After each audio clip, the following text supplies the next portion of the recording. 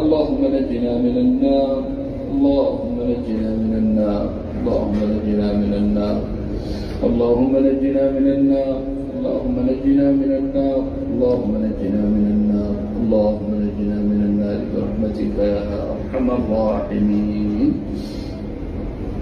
اللهم إنه بلغنا عن حبيبك محمد صلى الله عليه وسلم أنه قال: حرم الله على النار من قال لا إله إلا الله يبتغي بذلك وجه الله، وإنا نقول لا إله إلا الله.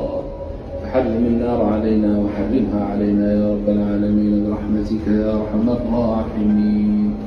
إليك رب فحببنا، وفي أنفسنا لك فذللنا، وفي أعين الناس فعظمنا، وعلى الصراط المستقيم فقومنا.